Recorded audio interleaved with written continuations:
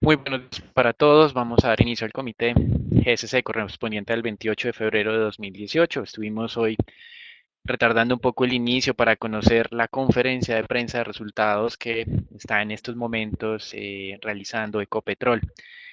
Por lo tanto, haremos un análisis un poco más detallado de lo que tal vez son la publicación de resultados más importantes que tiene el mercado colombiano, teniendo en cuenta no solamente la importancia de esta compañía, sino el número de inversionistas que tienen algún tipo de interés en la misma.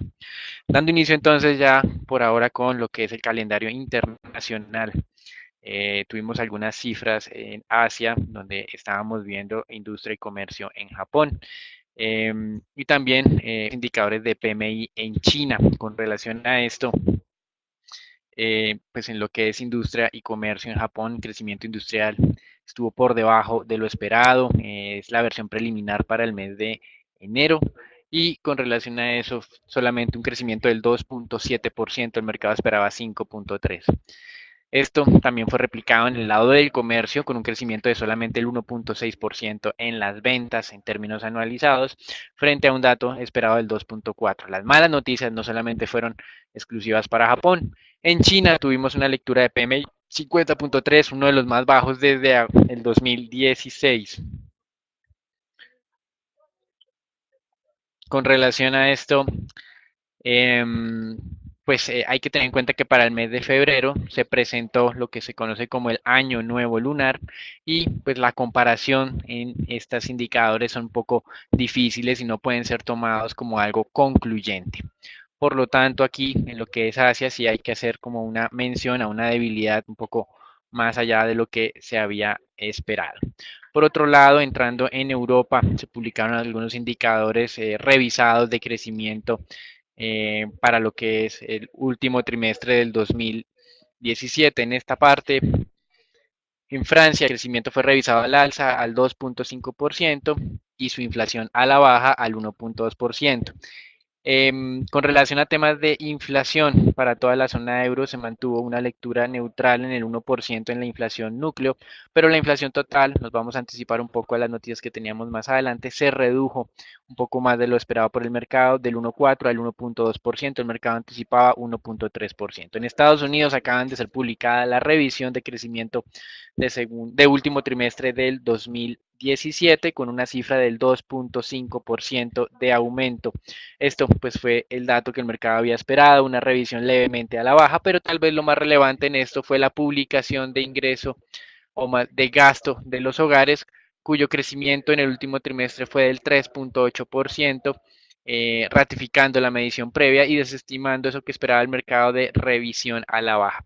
El indicador o el deflactor del PIB fue un poco ajustado a la baja a niveles del 2.4 al 2.3%, pero pues recuerden que el PSE relevante para la Reserva Federal va a ser anunciado el día jueves de esta semana. Y más adelante tendremos indicadores de ventas pendientes de vivienda en los Estados Unidos, considerado un indicador líder del sector inmobiliario. Recuerden lo que sucedió hace 2 días con las ventas de vivienda nueva, una contracción tal vez más fuerte de lo anticipado. Hacia las 10:30 de la mañana, publicación de inventarios de petróleo.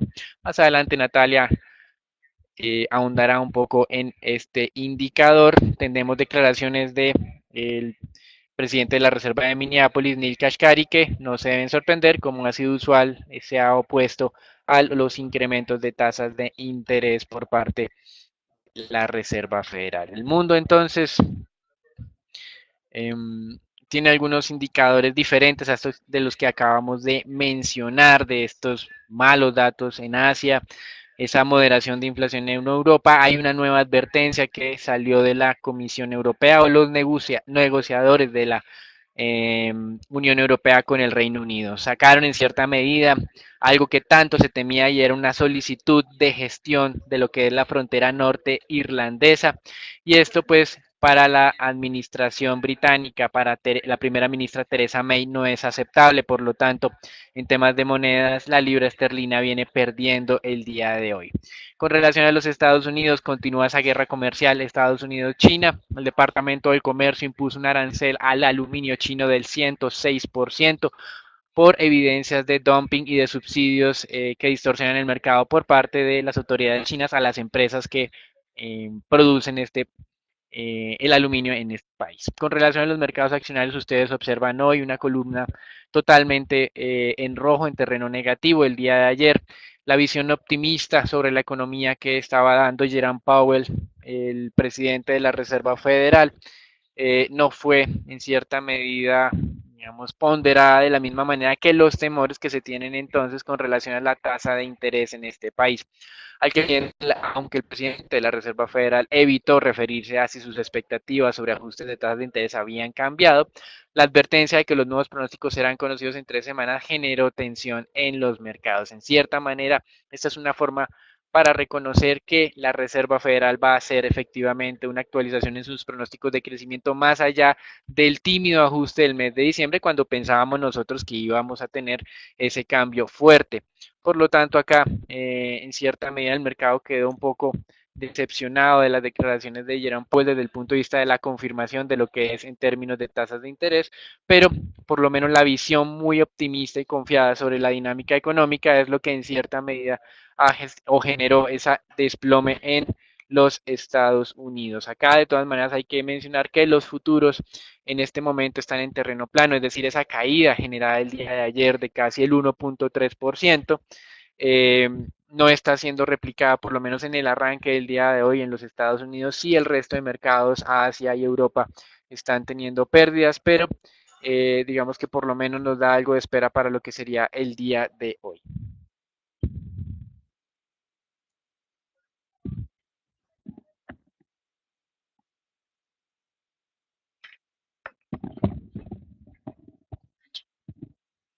En los futuros de Estados Unidos veíamos el día de ayer entonces una caída después de lo que fueron las declaraciones de Jerome Powell.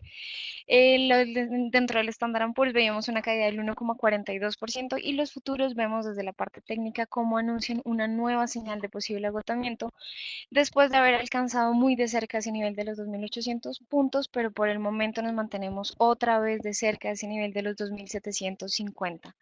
Por el momento, pues mantener clave lo que sería este nivel y el soporte técnico que estaría sobre los 2.720 puntos. Pasando ya con el mercado de divisas, sobresale entonces la leve recuperación que está teniendo a esta hora de la mañana el dólar frente a las monedas fuertes. Todas permanecen en el terreno negativo, donde sobresale la caída de la libra esterlina de un 0,65% y veríamos también una caída por tercera jornada consecutiva del euro. Y vemos avances del yen japonés de un 0,20%. En los mercados emergentes vamos a ver cómo también la mayoría se mantienen en un terreno negativo. Cae el won surcoreano más de un 1% y el peso argentino en el terreno positivo con un avance del 0,49%. Vemos el peso mexicano que intenta recuperar algo del terreno perdido durante las anteriores jornadas mientras se llevan a cabo las negociaciones del Telecán, un avance del 0,16%, luego de que algunas empresas como Heineken se mantuvieran positivas frente al desenlace del Telecán, abriendo una nueva sede en México. Veíamos una caída del oro después de las declaraciones también de Jerome Powell, que presionaron este activo a la baja. Veíamos entonces una caída de más del 1%, mientras que se llevaba a cabo el discurso por parte del nuevo presidente de la Reserva Federal sobre los 3 incrementos en las tasas de interés, haciendo menos atractivo este activo para los inversionistas, el cual alcanzó pues este nivel mínimo de las últimas 2 semanas. Desde la parte del petróleo, vamos a ver cómo el día de ayer se conoció el TODEAPI, mostrando un aumento de 933.000 barriles día en los inventarios de petróleo de Estados Unidos. Esto principalmente por mayores importaciones y veíamos una caída en los inventarios de gasolina. El petróleo pues de referencia WTI caía después de conocerse esta cifra de inventarios, dado que a pesar de los esfuerzos que han realizado grandes productores como Rusia y la OPEP por limitar el bombeo e impulsar los precios, pues vemos un nuevo incremento entonces en los inventarios por parte de Estados Unidos. Este segundo factor ha limitado el retroceso del precio frente a los continuos aumentos de las existencias y vemos entonces dentro desde la parte técnica un nuevo, digamos, una nueva señal de posible agotamiento. después de haber alcanzado ese nivel de los $64 el barril y por el momento pues mantener muy de cerca monitoreado el nivel de los $62.82, pero el día de hoy podríamos ver digamos, un retroceso mayor cercano al nivel de los $61. Hoy a las 10:30 se conocerá el dato oficial publicado por la Agencia Internacional de Energía, donde los analistas esperan un aumento de 2.7 millones de barriles. Gracias, Natalia. Con relación al mercado de renta fija, como manifestábamos, el mercado buscó señales de lo que podría ocurrir en términos de tasas de interés en los Estados Unidos durante las declaraciones del nuevo presidente de la entidad. Sin embargo, durante las mismas fue, digamos, difícil que él se comprometiera con una visión eh, sobre lo que va a ocurrir en la próxima reunión y tal vez más relevante para el mercado sobre lo que va a ocurrir durante todo el 2018. Con base en esto, simplemente vamos a presentar aquí lo que estaba ocurriendo el día de ayer, 8:30 de la mañana, se conoció el discurso, todavía no comenzaba el testimonio, tasas de tesoros descendieron del 87 hasta incluso un mínimo de 85, luego cuando comenzó a hablar Jerome Powell hacia las 10 de la mañana, las tasas se mantenían abajo y simplemente cuando reafirmó lo que había salido en el texto del discurso de que la economía estaba muy fuerte y que era optimista en términos generales, el mercado subió cerca de unos 4 puntos básicos frente al dato que había antes de conocer el discurso. Hubo una presión alcista. Esta mañana estamos viendo algo de reversión de esa presión, en cierta medida indicando pues que el mercado ha absorbido hasta el momento de manera relativamente tranquila esa visión optimista sobre la economía, aunque como mencionamos no mencionó temas puntuales sobre lo que era la política monetaria de este año. Dijo que en 3 semanas vamos a tener esos nuevos ajustes y que veremos, obviamente, si en esa valoración que hacen los distintos miembros de la Reserva Federal sobre el estado de la economía es suficiente para hacer algún tipo de anuncio diferente a lo que se ha considerado hasta el momento de 3 incrementos de tasas durante todo el 2018 y eventualmente acercarse hacia lo que el mercado estaba esperando de 4 incrementos de tasas de interés. Con relación a este tema estadounidense, es muy relevante ver lo que es el aplanamiento de la curva de rendimientos. Al parecer, varios medios de información están haciendo énfasis en este spread 2 años, 10 años. Una manera para verlo es que está alcanzándose un nuevo, o se está acercando a ese mínimo histórico de 50 puntos básicos.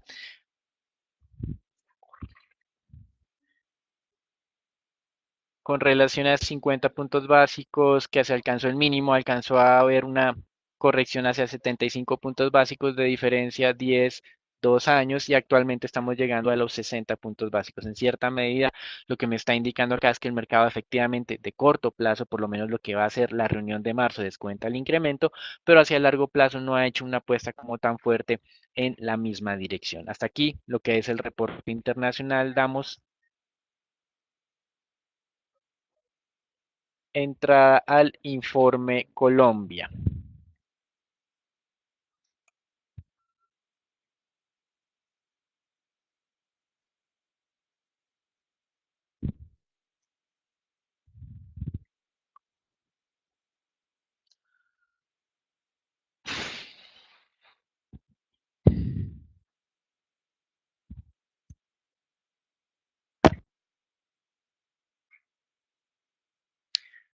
Hoy se tiene programado para el país la publicación de las cifras de desempleo. La mayoría de analistas pues hace un seguimiento más detallado a lo que se conoce como el empleo en las zonas urbanas o la tasa de desempleo y están proyectando un incremento a niveles del 13.3%. El último dato había sido del 10, sin embargo lo que ocurre en los meses de enero históricamente es ese pico que ustedes están viendo aquí de incrementos.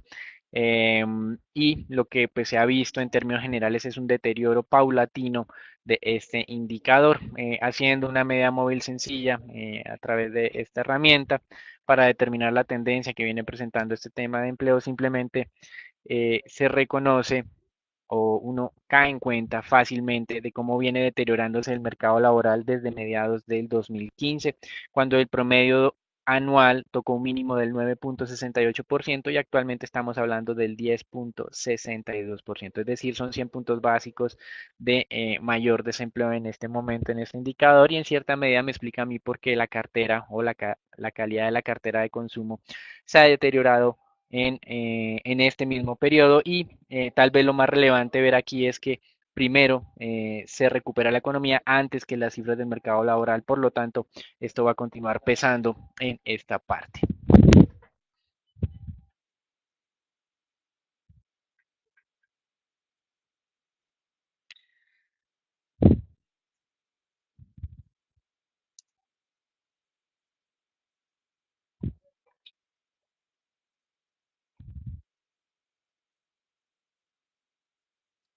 Ecopetrol.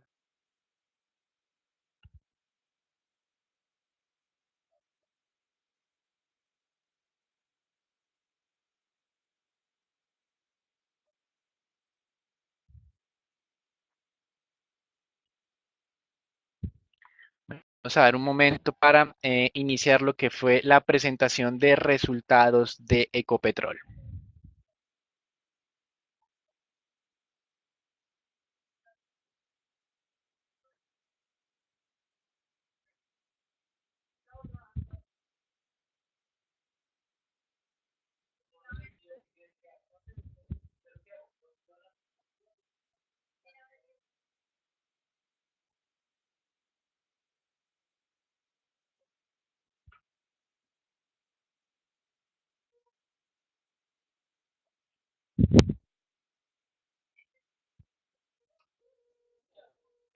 Bueno, vamos a comenzar entonces con lo que es la presentación de resultados de Ecopetrol. Lo primero que hay que empezar a resaltar.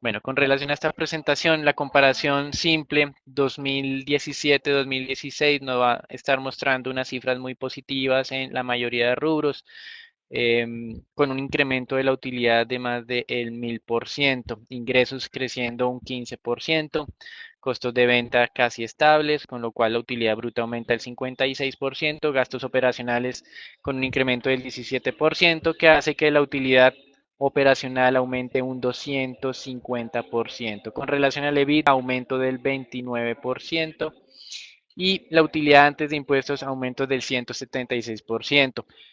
Aquí, más que estos incrementos, nos gustaría a nosotros fijarnos un poco más en nuestras expectativas frente a estos buenos datos del último trimestre de 2017.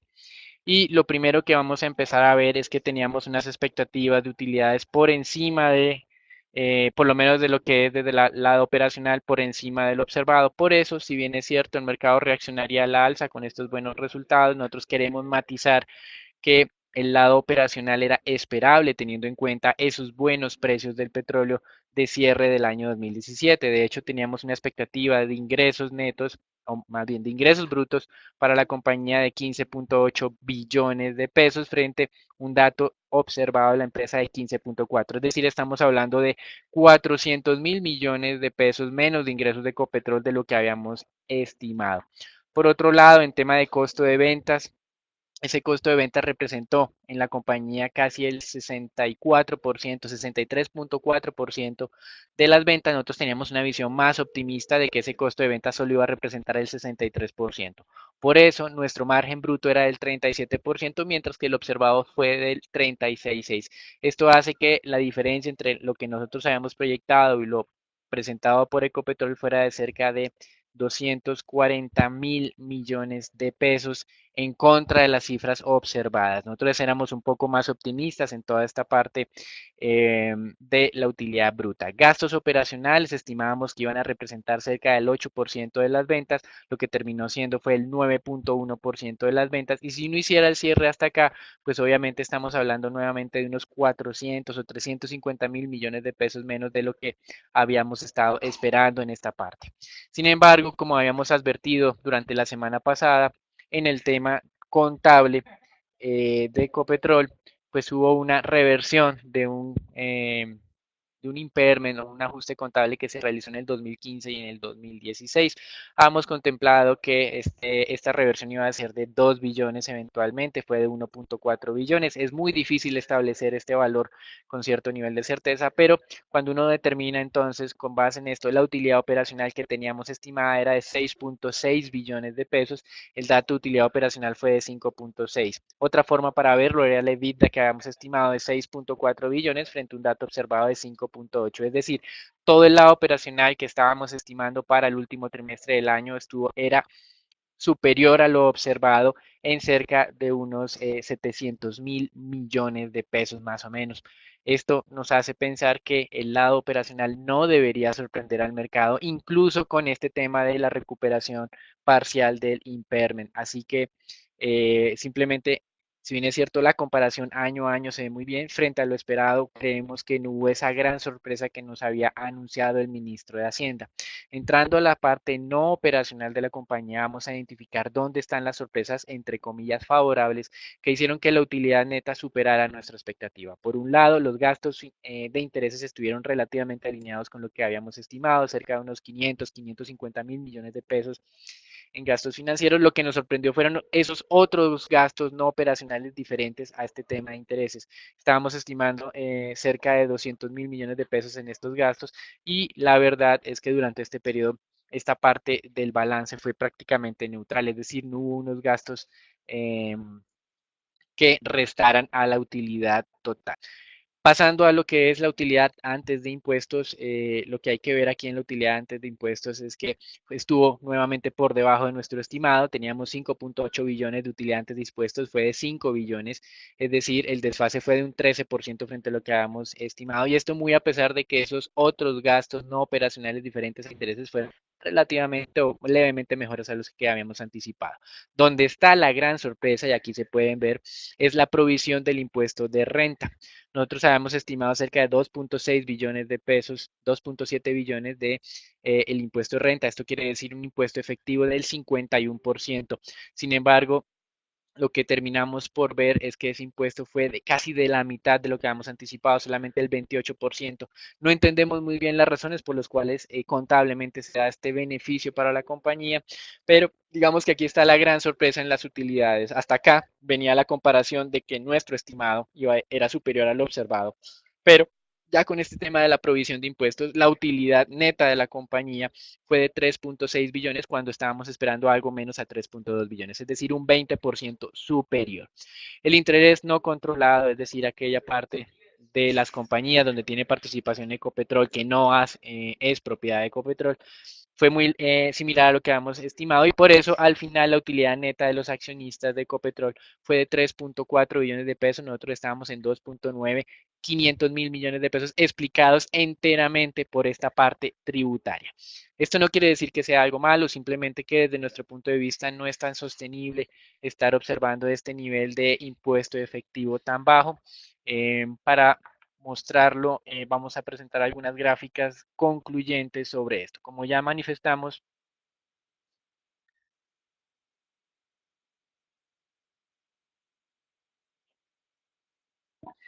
entonces desde el lado operacional no vimos ningún tipo de sorpresa. Ustedes pueden ver aquí la línea, las barras azules son los EBITDA.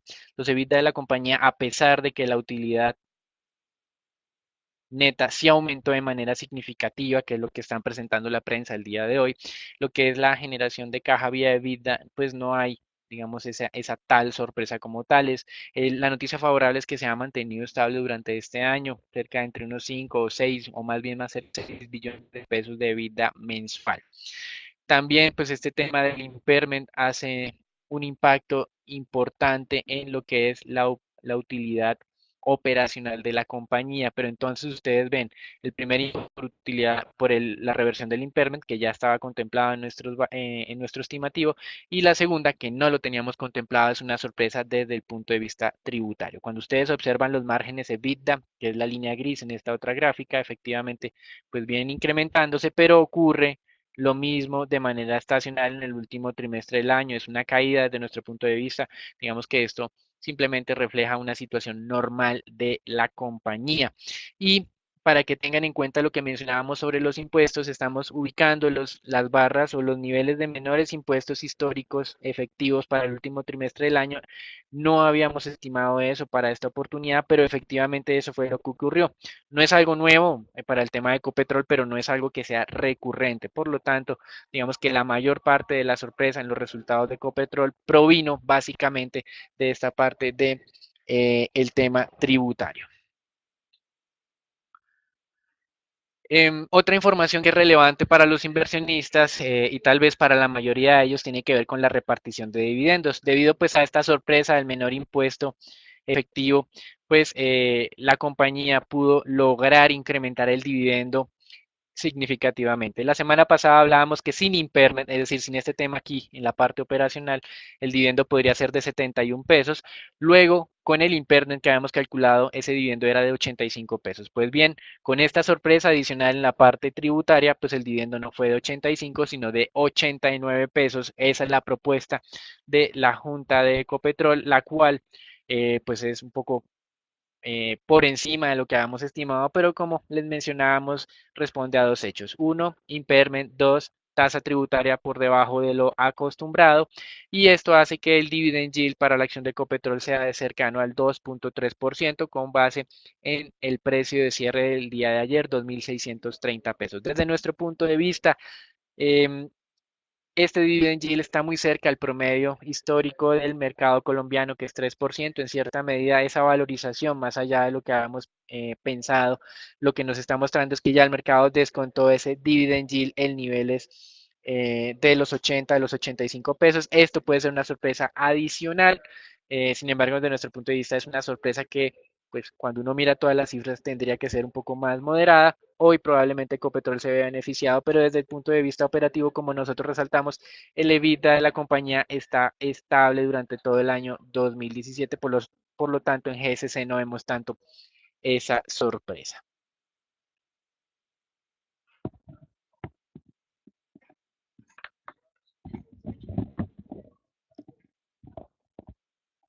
En otras noticias corporativas, vamos a dar inicio a lo que fueron los resultados de ISA referentes al cuarto trimestre del 2017.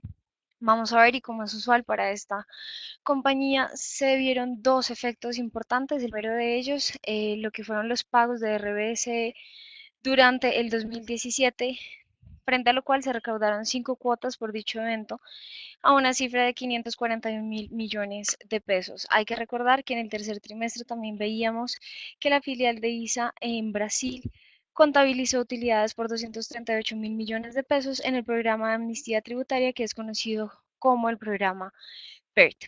Frente a esto, estos son dos de los efectos contables que van a impactar fuertemente lo que fueron los resultados de ISA. Para lograr un análisis coherente de los resultados anuales, se deben ver las cuentas que eliminan estos dos efectos, que la van a encontrar como los ingresos operacionales ajustados y pues las demás cuentas que tengan digamos que este apellido, por así decirlo. Los ingresos operacionales aumentaron un 11,3%, pero veríamos entonces que hubo un retroceso de los costos de venta y de operación de un 5,9%, que realmente no se va a ver reflejado en lo que fue un EBITDA ajustado que aumentó un 24,9%. Esto se debe principalmente a lo que fue un control de provisiones en la parte de costos de ventas y operaciones que va incluido por la compañía, que generó entonces este avance del EBITDA ajustado en casi un 25%. Sin embargo, al ver la utilidad neta ajustada, esta aumentaría un 44,5%, que pues para nosotros da una lectura neutral, dado que este pues está beneficiado en su mayoría por lo que fueron menores costos no operacionales y no por mayores ingresos en términos anuales. En los resultados trimestrales, estos están menos distorsionados, dado que los eventos extraordinarios pues se dieron durante el tercer trimestre del 2016 en su mayoría, Y la lectura neutral cobra validez al ver que los ingresos operacionales cayeron un 7,6%, principalmente por un retroceso en lo que fueron los rubros de concesiones viales y de construcción.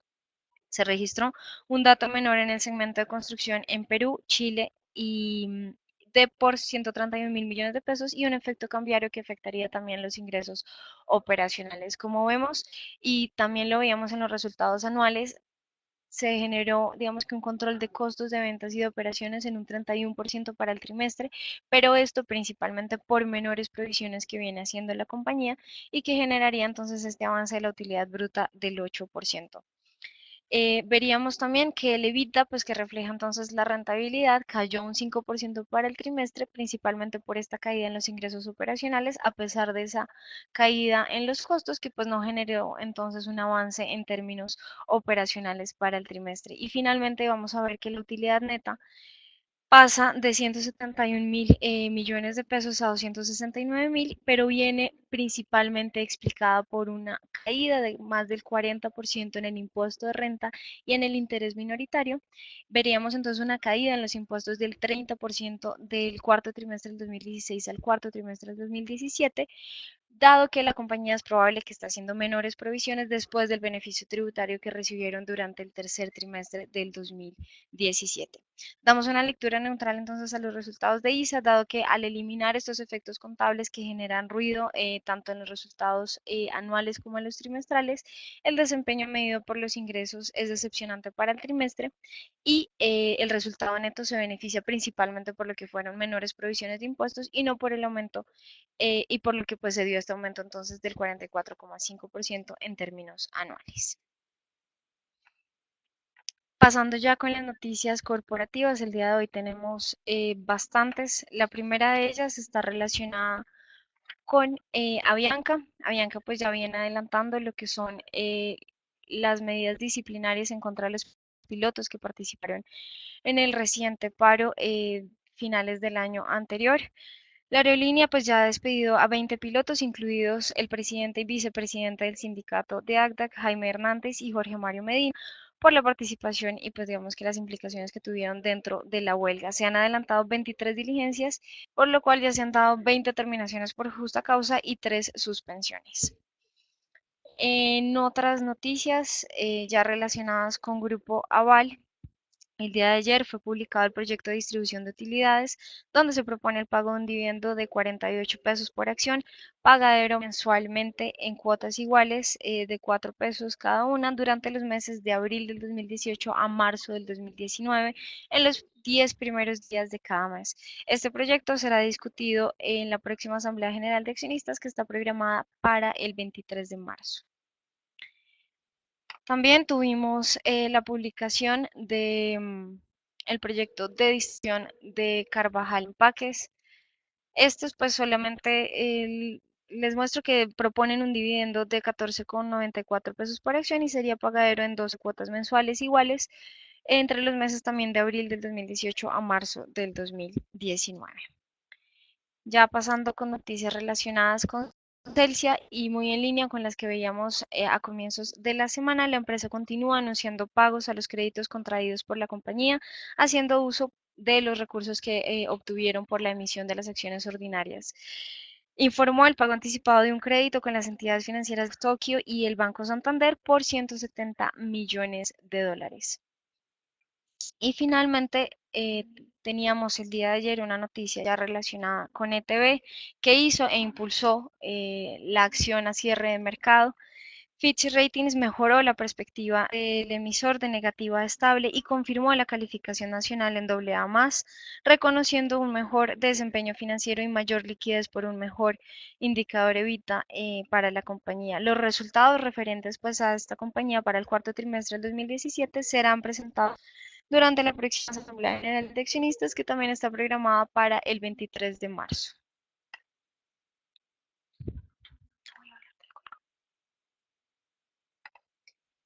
Y pasando con el peso colombiano, veíamos el día de ayer un nuevo ataque y se mantuvo de cerca ese nivel de los 2.850 pesos. Por el momento vemos una apertura ligeramente al alza sobre la segunda banda del indicador en los 2.860 pesos.